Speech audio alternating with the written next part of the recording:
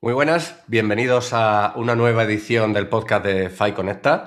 Llevamos un tiempo sin aparecer por aquí, pero ya tenemos que estar calentando motores para esta edición, que como bien sabréis será en Zaragoza y no podríamos tener una mejor manera de comenzar que con nuestro analista financiero y experto en bolsa, Pablo Gil. ¿Qué tal? ¿Cómo estás? Muy bien, Borja, encantado de compartir contigo un ratillo. Encantados estamos nosotros de escuchar seguramente todas las respuestas que nos vas a dar, que como bien sabéis, este podcast para lo único que existe es para dar a conocer un poquito más en profundidad a la gente que va a participar todas las ediciones en FI Conecta, y en este año volvemos a repetir con Pablo porque nos quedamos con un poquito de ganas de seguir aprendiendo del año pasado. Bueno, Pablo, si tú me das permiso, empiezo a hacerte algunas preguntitas. Tú dispara. Venga. La primera pregunta es muy sencilla, directa y al pecho. Si mañana te despertaras siendo agente inmobiliario, ¿qué dato económico mirarías antes de abrir Idealista, Fotocasa o cualquier portal de inmobiliaria? Pues yo creo que cuando la gente tiene trabajo, ingresos, confianza, es cuando más activo está comprando vivienda, ¿no? Si pierdes esas tres cosas, es muy difícil que el mercado inmobiliario tenga un motor detrás. Con lo cual te diría, porque mucha gente habla de los tipos de interés, ¿no? Que importan mucho. La verdad es que para mí el auténtico motor del mercado inmobiliario es la renta disponible para en términos de las familias, ¿no? Y para anticipar esa renta disponible, cómo va a evolucionar, te diría que el componente más importante es el mercado laboral. Con lo cual, para tomarle el pulso al mercado, te diría cómo evoluciona el empleo y a partir de ahí cómo evoluciona la renta disponible que tiene el ciudadano español. Y eso da mucho de la explicación de qué puede pasar con el mercado de la vivienda. Joder, me ha sorprendido la respuesta, de verdad. No creía que ibas a ir por ahí, pero mira, todos los días se acuesta uno aprendiendo algo nuevo.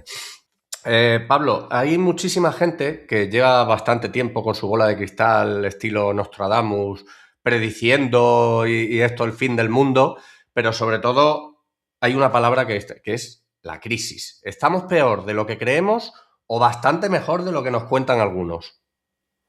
Yo creo que estamos en una situación que no se parece en nada a 2008, eso es lo primero, ¿no?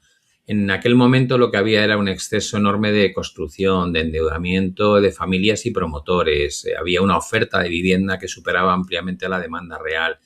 Y hoy prácticamente estamos viviendo lo contrario. Escasez de vivienda, mayor creación de hogares del ritmo al que crece la disponibilidad de vivienda y por tanto no se parece en nada a lo que realmente fue el detonante del colapso 2008. Puede haber algunas zonas muy tensionadas en términos de precio, por supuesto, y puede haber correcciones en un momento dado, pero eso no tiene nada que ver con una crisis global como la que vivimos. Y en el caso de España lo que vemos es que hay un problema de accesibilidad a la vivienda que cada vez es más acuciante, pero por otro lado no tiene solucionado la falta de oferta, lo cual hace que probablemente en lugar de un colapso estilo 2008, lo que puede llegar a pasar es que se enfríe el mercado, es decir, que haya menos gente con capacidad de compra y el que quiere vender pues simplemente se mantenga donde está porque no es tan especulativo como en 2007 y por tanto tampoco tiene prisa, ¿no? en rebajar. Y entonces sí, eso sí lo veo como una posibilidad bastante clara, ¿no? Que el mercado pierda dinamismo.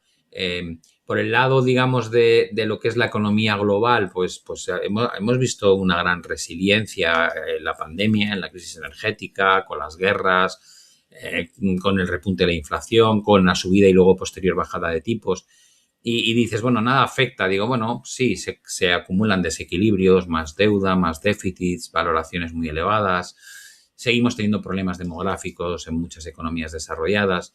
Con lo cual, te diría, no veo un colapso inminente, no creo que la situación del inmobiliario se parezca en nada a 2008, pero sí hay que reconocer que estos últimos 5 años de problemas a nivel mundial han generado incremento en las grietas que sustenta la economía, ¿no? Y eso hay que vigilarlo porque a la larga sí podría acabar en una recesión y eso podría impactar en las tasas de desempleo. Pero desde luego, las condiciones en el mercado inmobiliario en nada se parecen a las que teníamos antes de la crisis 2008. Pues me alegra mucho escuchar eso y estaremos pendientes de la evolución para intentar que no vuelva a pasar. Pablo, hay una frase que yo escucho recurrentemente que es: yo vendo casas, no hago macroeconomía. ¿Qué crees tú que debería tener un buen inmobiliario con respecto al tema económico? Bueno, ya casi te diría que es justo al contrario, ¿no? Yo, para mí, un buen agente inmobiliario no vende ladrillos, lo que ayuda es a personas a tomar una de las decisiones financieras más importantes de su vida. No hay una deuda más grande que la que suele acumular un ciudadano que la hipoteca para comprar una vivienda, ¿no? Eh, y para eso creo que es necesario entender de tipos de interés, de inflación, de empleo, de crédito, de renta disponible o de demografía, ¿no? Eso te ayuda. No tienes por qué ser economista, pero si comprendes las fuerzas que mueven el mercado, pues puedes anticiparte mejor a los cambios que quien solo mira las operaciones que se han hecho el último mes. Por tanto, yo creo que ese background, ese conocimiento, aunque no sea experto, pero sí entender que a tu modelo de negocio le afectan estas cosas que dependen de un factor externo que es económico o macroeconómico, sí te ayuda a tener una visión mejor de lo que haces y dar mejores consejos a aquellos que vienen a buscar pues esa oportunidad, ¿no? En el mercado inmobiliario. Ok. Esto es una pregunta complicada porque hay un mogollón de errores económicos que está cometiendo todo el mundo, incluido yo, evidentemente, pero ¿tú cuál crees que es el que está cometiendo el más gordo que está cometiendo la sociedad española ahora mismo? Pues probablemente pensar que ahorrar es suficiente, ¿no? Mucha gente cree que ha hecho los deberes porque ha sido cuidadoso y ha destinado parte de lo que gana a crear una base de ahorro, ¿no? Y durante décadas, pues sí, pensábamos que el objetivo era trabajar, ahorrar, comprar una vivienda. Pero eso ya no te garantiza el nivel de vida. Hemos sido testigos durante los últimos 5 o 6 años de lo que puede hacer la inflación en el poder adquisitivo del ciudadano. Y la realidad es que cada vez vivimos más, ¿no? Con lo cual es algo de lo que te tienes que preocupar. Si tú tienes una esperanza de vida cada vez mayor y sabes que la inflación erosiona el valor de tu dinero ahorrado, pues está claro que tienes que empezar a sumarte al mundo de la inversión, ¿no? Sí. Deja de ser un lujo para convertirse en una necesidad. Eh, Hay muchísima gente que dice, no, yo no invierto por miedo a perder dinero porque no se me da bien invertir. Pero la realidad es que si tú no inviertes tus ahorros, sabes con certeza absoluta que vas a perder poder adquisitivo, es decir, vas a perder seguro. Uh-huh. Entonces, a partir de ahí, te diría, se puede invertir con un nivel de riesgo muy pequeño, donde Uh-huh. simplemente intentas que se compense el efecto de la inflación sin que básicamente estés exponiendo tu dinero a la posibilidad de perder un 40 o un 50% de su valor. Uh-huh. Eh, Creo que esa es la asignatura pendiente. Y si ya has ahorrado, ahora tienes que enterarte de cómo invertir con poco riesgo para que ese dinero al menos valga cada vez más en lugar de cada vez menos. Vale. Vamos a ir un pasito más allá. Imagínate que hemos ahorrado 300.000 euros. ¿Los meterías en vivienda o en bolsa? Pues supongo que te daría la respuesta que no queréis oír, ¿no? Que es depende. Porque ¿de qué depende? Pues depende del patrimonio que tengas, de tus ingresos, de tu edad, de tus objetivos, de si ya tienes vivienda. Yo, por ejemplo, tengo inversión fuerte en vivienda. Yo no metería más en vivienda porque ya tengo jugada esa parte de mi Abajo. cartera, ¿no? Desde Uh-huh. hace muchos años. Eh, Te diría que la clave es diversificar. Como decimos siempre, no meter los 300.000 euros en un único activo, ¿no? A mí me parece que hay que tener, de alguna manera, exposición a renta variable y esa exposición la vas modificando siendo más global o más selectiva o a ciertos países o de forma generalizado. Luego tienes oro o metales preciosos como la plata. Puedes tener alguna criptomoneda como Bitcoin, puedes estar invertido en startups, puedes tener renta fija. Yo al Uh-huh. final, cuando alguien me dice, tengo este dinero, ¿qué hago? La respuesta no es, mételo todo aquí. Si me dijeses, no tengo nada de inmobiliario, evidentemente te diría, ladrillo. Cumple con esa función y empieza a tener inmobiliario. Pero depende muchísimo de la cartera y del perfil de riesgo de cada cliente, que me he encontrado de todo tipo, y dar recomendaciones así un poco genéricas normalmente no es Es peligroso. adecuado, ¿no? No es Es la forma en la que peligroso. debemos hacerlo. Has hablado de startups, de cripto. ¿Tú crees que hay un ente, vamos a llamarlo así, que es la IA, que lleva ya muchos años pegando fuerte? ¿Crees que va a crear más riqueza o más desigualdad? La verdad es que creo que va a pasar las dos cosas. La IA va a generar una creación de riqueza brutal, un incremento de la productividad que probablemente la vamos a comparar con las grandes revoluciones industriales de la historia, de la electrificación o la llegada de la revolución industrial, eh, Internet. Pero la pregunta es que parece que esa riqueza va a estar en manos muy concentradas. Eh, Hay un reto enorme para la población, ¿no? De adaptarse a nivel educativo, a nivel de formación, en el papel que van a jugar en el mercado laboral, donde va a haber cada vez menos opciones. Entonces, sí soy de la opinión de para las empresas será algo muy positivo, va a generarse muchísima productividad y probablemente mayor crecimiento económico, pero para la población, para el ciudadano, va a haber mucha gente que no va a ser capaz de reciclarse a tiempo y se va a quedar atrás, ¿no? Con lo cual, si no hacemos un buen trabajo en la transición, y yo creo que no lo estamos haciendo, pues tendrás esas dos facetas. Una IA como herramienta extraordinaria para democratizar el conocimiento y aumentar el bienestar, pero simultáneamente eh, una parte importante de la población que no va a dar el paso adelante lo suficientemente rápido como para poder beneficiarse de eso y serán víctimas de lo que suponga pues su sustitución en el mercado laboral. Eso creo que sí va a ocurrir. Genial. Bueno, hay muchísimas cosas que nos preocupan y que nos ilusionan, pero te pediría, en la medida de lo posible, que fueses un poquito conciso y en los próximos años no me dijeses una que te preocupa y otra que te ilusiona mucho. Lo que más me preocupa es la combinación de dos megatendencias imparables, ¿no? Por un lado tenemos la demografía. Eh, Cada vez vivimos más años. Y por otro lado estaría, antes de desarrollar la demografía, estaría el cambio del orden mundial que estamos viviendo, ¿no?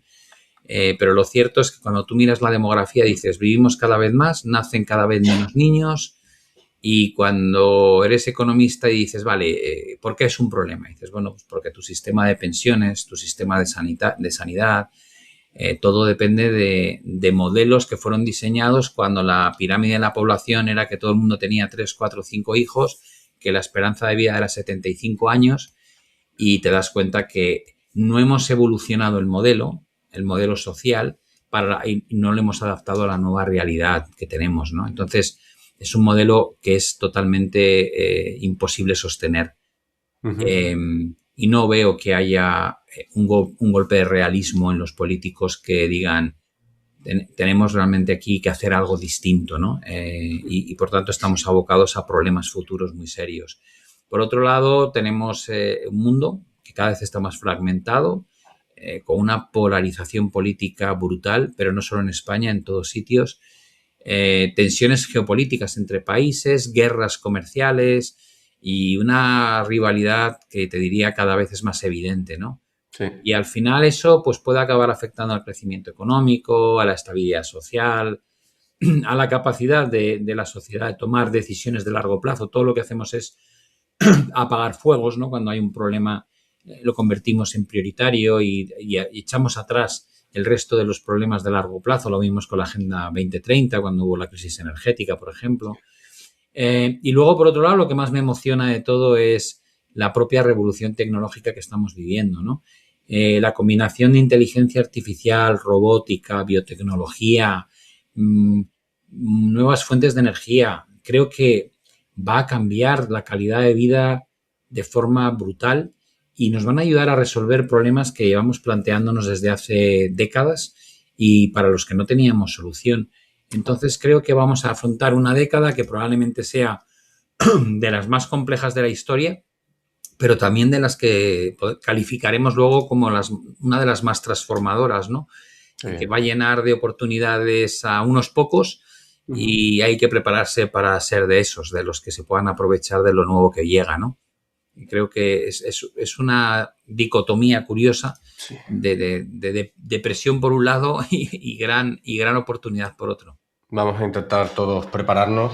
Para eso también hacemos Fight Conecta, para que la gente esté un poquito más informada y más preparada con respecto a lo que nos viene, que es bastante, ¿eh? Hablando de Fight Conecta, y ya para dejarte tranquilo, que sabemos que eres un hombre ultra ocupado, una pregunta muy directa. Cuando salgas, cuando termines de la ponencia allí en Zaragoza, ¿qué te gustaría al día siguiente, cuando se levante la persona que ha escuchado tu ponencia, hiciera?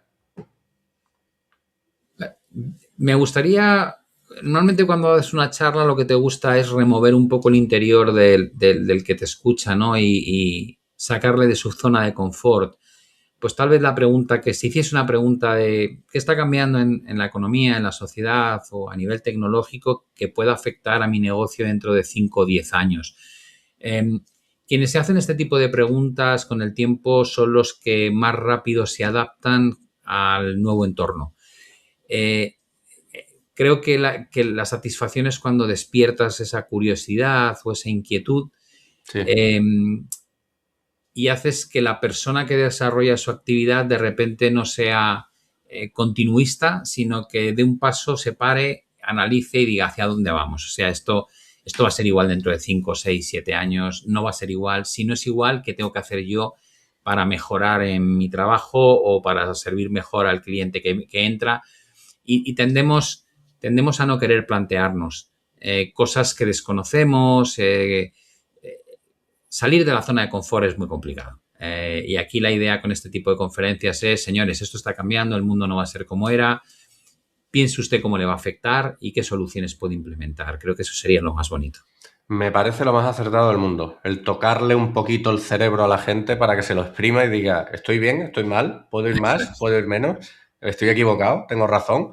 Esa es una de las partes que es más lógica hacerlo en una ponencia, pero que también es más difícil hacerlo con esto. Y estoy 100% seguro que tú vas a conseguirlo un año más en Fight Conecta.